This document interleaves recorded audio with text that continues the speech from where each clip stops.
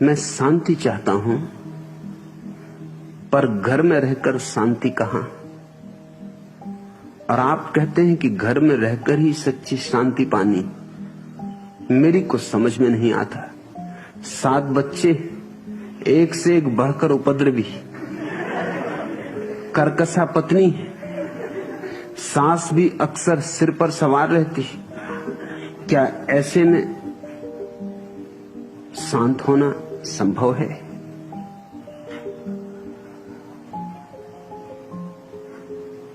दयाराम,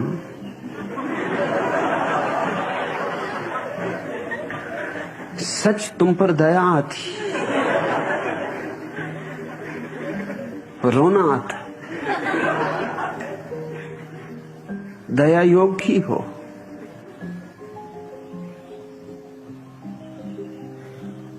ये 7 उपद्रवी बच्चे कोई छप्पर से उतर आए?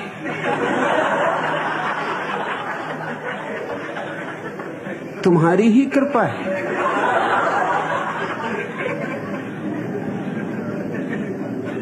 मैंने देखे तो नहीं तुम्हारे बच्चे, लेकिन बाप को ही गए होंगे।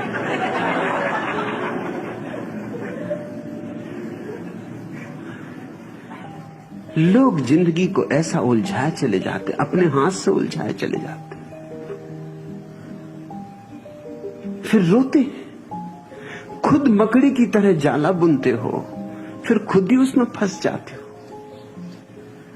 किसने तुमसे कहा था?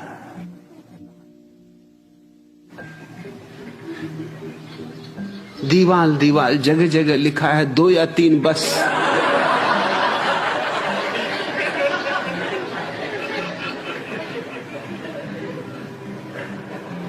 कुछ पढ़ते लिखते हो कि नहीं? दीवालों पे जो लिखा है उस पर कुछ अध्ययन मनन करो।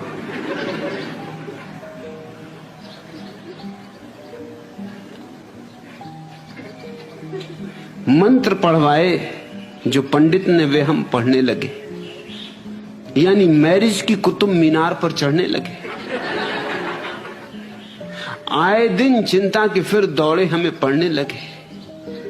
इनकम उतनी ही रही, बच्चे मगर बढ़ने लगे। क्या करें हम? सर से अब पानी गुजर जाने को है। 7 दुम छल्ले हैं घर पर, 8वां आने को है। घर के अंदर मस्ती रहती है, सदा चीखो पुकार। आज है पप्पू को पेचिस, कल था बंटी को बुखार। जानकर भी ठोकरें खाई हैं हमने बार बार। शादी होते ही शनिचर हो गया हम पर सवार। अब तो राहु की दशा भी हम पे चढ़ जाने को है। 7 दुम छिल्ले हैं घर में, 8वां आने को है। घर में बस खाली कनस्तर के सिवा कुछ भी नहीं। जा बजा उखड़े पलस्तर के सिवा कुछ भी नहीं। खिड़की दरवाजे कहां, दर के सिवा कुछ भी नहीं। अपने घर में दोस्तों घर के सिवा कुछ भी नहीं। एक तीली आपकी सिगरेट सुलगाने को है। 7 दुम छल्ले हैं घर में, 8वां आने को है। देखिए किस्मत का चक्कर, देखिए कुदरत की मार। दिल में है पतझड़ का डेरा, घर में बच्चों की बहार।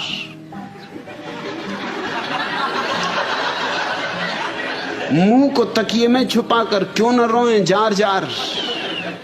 रोटियों के वास्ते क्यों चाय की खातिर कतार। अपना नंबर और भी पीछे खिसक जाने को है। 7 दुम छल्ले हैं घर में, 8वां आने को है। कोई वैकेंसी नहीं, घर हो गया बच्चों से पैक। खोपड़ी अपनी फ्री, भेजा हुआ बीबी का क्रैक। खाइयां खोदें कहीं छुपकर बचाएं अपनी बैक। होने ही वाला है हम पर 8वां एयर अटैक। घर में फिर खतरे का भोंपू भैरवी गाने को है। 7 दुम छल्ले हैं घर में, 8वां आने को है। दयाराम, ये 7 दुम छल्ले कैसे आ गए?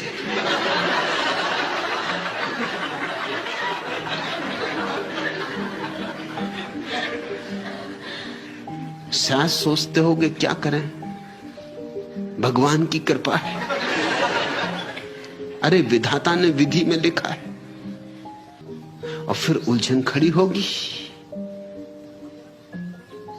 मगर हम इस तरह चलते हैं, इस तरह जीते हैं, इतनी बेहोशी में।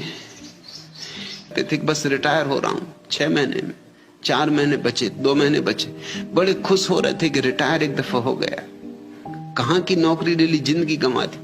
बस दिन रात शोरगुल शोरगुल, इससे संतरी जिंदगी भी थी।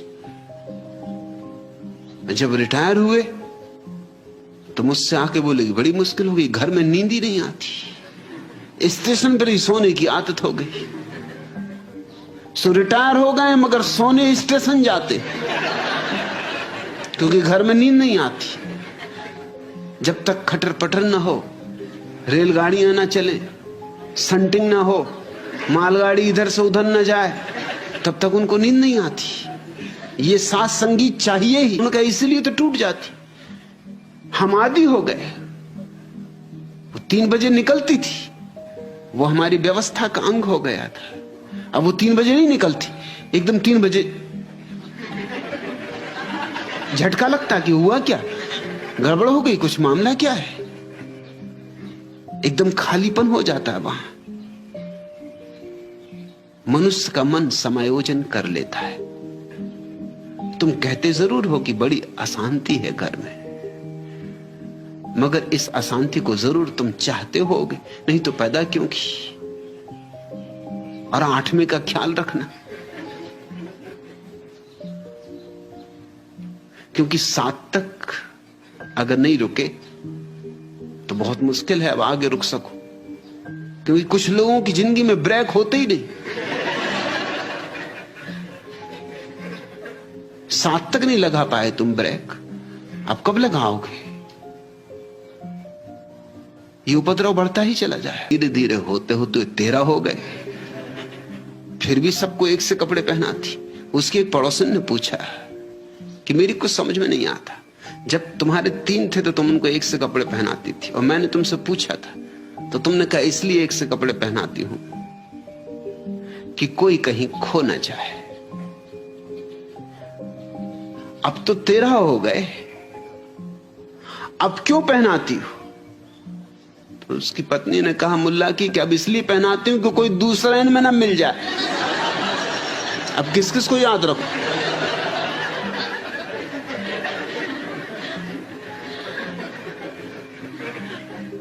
लेकिन मैं तुमसे कहता हूं, कहीं और जाने से कुछ भी ना होगा। तुम ही रहोगे। तुम फिर कुछ उपद्रव खड़ा कर लोगे। एक तरह का उपद्रव नहीं होगा तो दूसरी तरह का कोई उपद्रव होगा, मगर तुम बिना उपद्रव के रह ना सकोगे। अब यहां उपद्रव हो ही चुका है, अब नया उपद्रव क्यों खड़ा करना। मैंने सुना एक मुनीम चोरी करता रहा, अपने मालिक की करता रहा। उसने महल भी खड़ा कर लिया, बड़े बगीचे लगा लिए, पहाड़ पे भी मकान बना लिया, समुद्र के तट पे भी मकान बना लिया। करीब करीब जो भी जरूरी था सब उसने उपलब्ध कर लिया, तब पकड़ा गया। सेठ ने उससे कहा कि ये बात ठीक नहीं, तुम इसी वक्त अलग हो जाओ। हालांकि तुमने मेरी इतनी सेवा की, इसलिए मैं तुम्हें कोई और दंड नहीं दूंगा, लेकिन नौकरी पे अब नहीं रख सकता।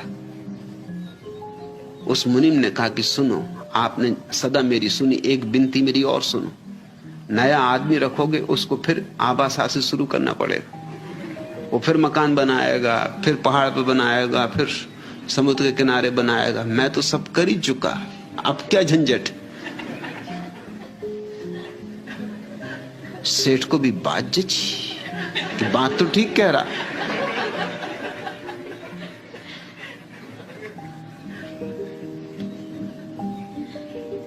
नहीं हटाया नौकरी से, कहा कि तेरी बात ठीक, अब तू तो जो कर चुका सो कर चुका।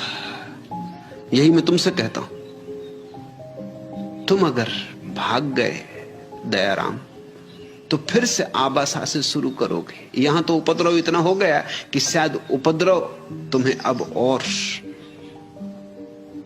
करना मुश्किल हो जाए। उपद्रव ही तुम्हें रोके कि बहुत हो चुका, ऐसे ही बहुत हो चुका।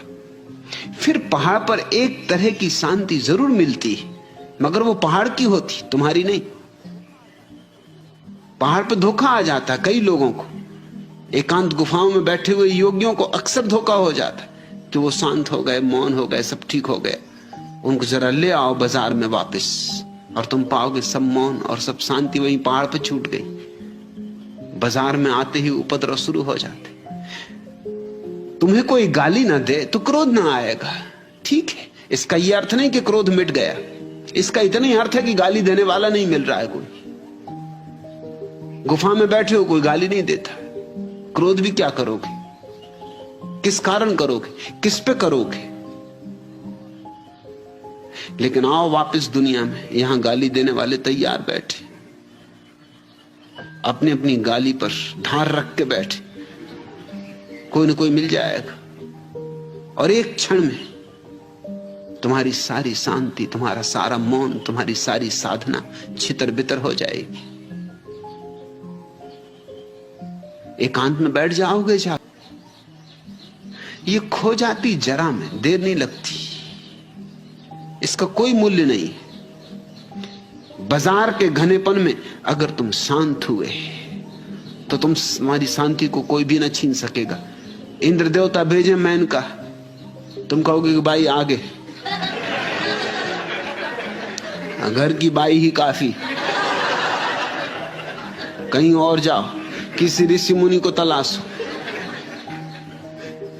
इसलिए तो ग्रस्तों के पास कभी मैन का उर्वशी आती नहीं, आगे करेंगी भी क्या, ऋषि मुनियों के पास आती।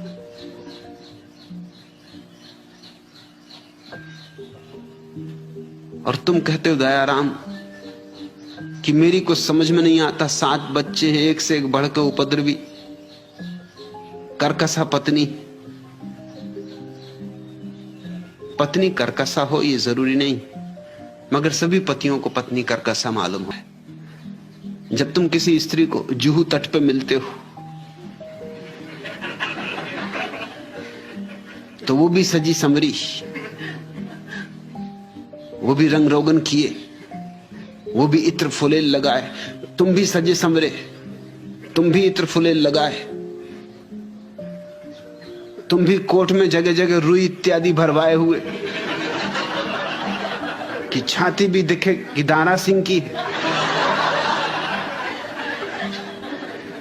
मगर ये रुई कब तक धोखा देगी, घर में कभी तो कोट उतारोगे।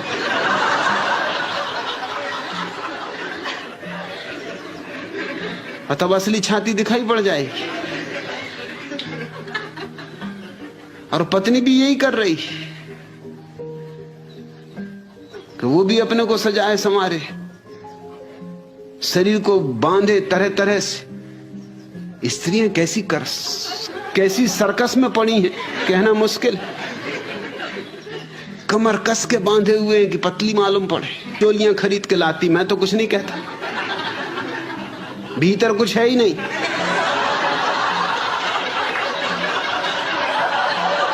तो मैं एक साइकिल का हैंडल ले आया, बिना साइकिल के, तो क्या बिगड़ रहा है, तेरा क्या बिगड़ रहा है?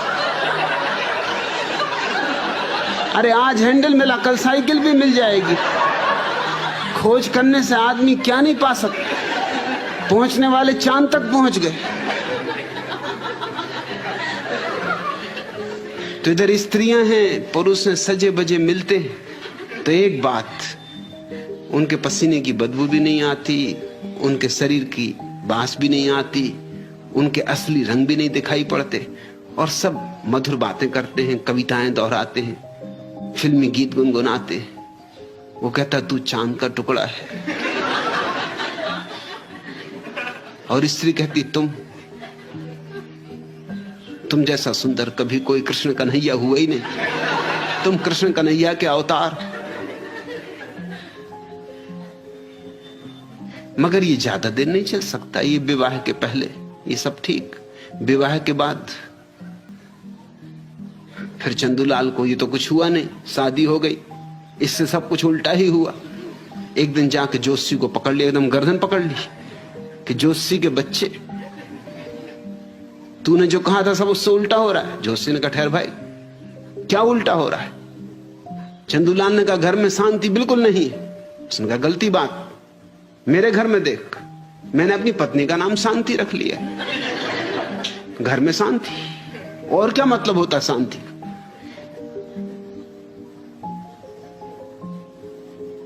अरे मेरी देख हालत, मेरे बड़े लड़के का नाम संजय, मेरे छोटे लड़के का नाम कांति, फिर भी घर में शांति।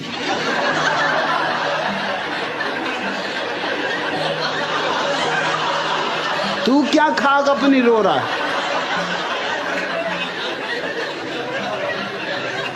नाम बदलने की बात है।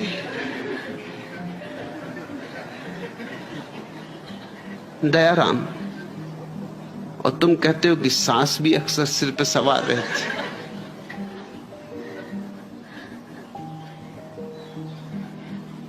अच्छे लक्षण है। ऐसी तो सन्यास का जन्म होता है, ऐसी तो आदमी को विराग भाव पैदा होता है, करे संसार में कुछ भी नहीं, यहां कोई सार नहीं। सांसें ना हो तो संसार असार है, यह अनुभव कैसे हो? मुल्ला नसरुद्दीन एक दिन पहुंचा अपने पशु चिकित्सक के यहां और कहा कि मेरे कुत्ते की पूंछ काट दो। उसने कहा क्या कह रहे, इतना सुंदर कुत्ता, इतना प्यारा कुत्ता, इसकी पूंछ काट के इसको बर्बाद कर रहे हो? कहा तुम बात ना करो, पूंछ काटो, देर ना करो, जल्दी करो।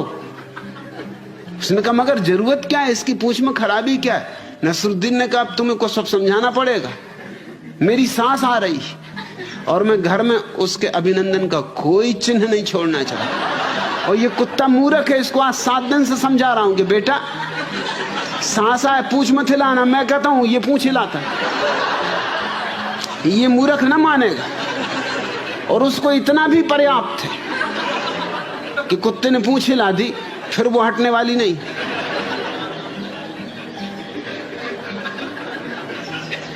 तुम्हारी मुसीबत दयाराम मैं समझता हूं,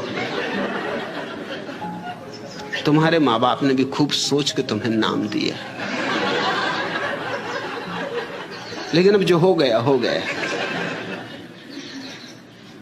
अब जहां हो जैसे हो भागो मत, अब वहीं स्वीकार करो इस स्थिति को।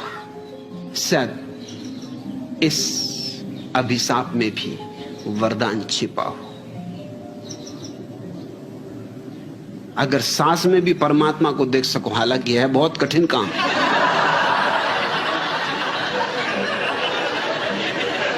ऐसे लोग कहते हैं सब में परमात्मा को देखो, वो भी नहीं कहते कि सांस में परमात्मा को देखो, किसी शास्त्र में नहीं लिखा है। शास्त्र भी छोड़ गए सांस को, सांस की बात ही नहीं उठाई। मगर मैं तुमसे कहता हूं क्योंकि मुझे तो शास्त्रों से उल्टी बातें कहने की धुन सवार है। तुम सांस में भी परमात्मा देखो, पत्नी में भी परमात्मा देखो, ये 7 दुम छल्ले जो हैं इनमें भी परमात्मा देखो,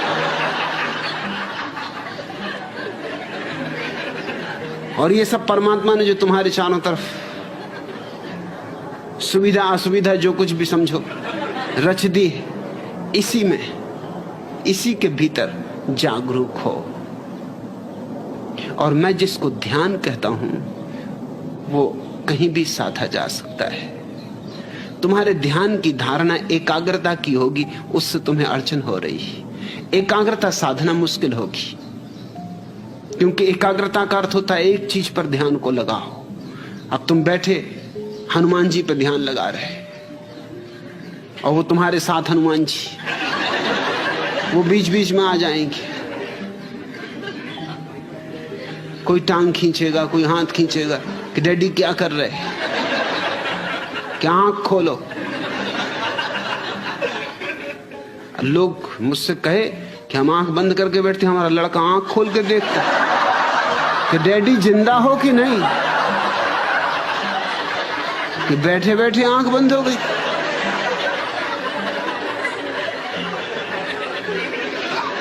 एकाग्रता करोगे तो मुश्किल होगी,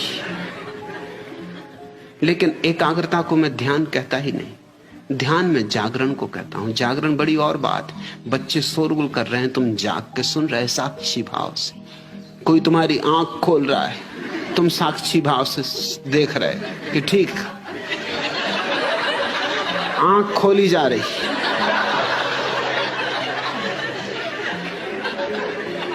सांस पास से गुजर रही कि ठीक।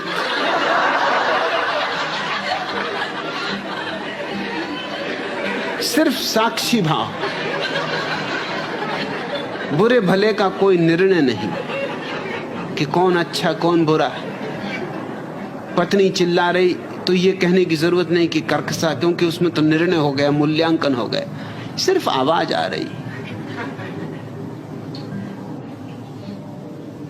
निष्पक्ष भाव से साक्षी धीरे धीरे संभालो। और मैं तुमसे कहता हूं, इसी घर में बात समझ जाएगी। और इस घर में समझ जाए तो फिर इस दुनिया में कोई तुम्हें डिगा नहीं सकता। फिर तुम्हें नरक में भी कोई भेज दे, तुम्हारा कोई बाल बांका नहीं कर सकता।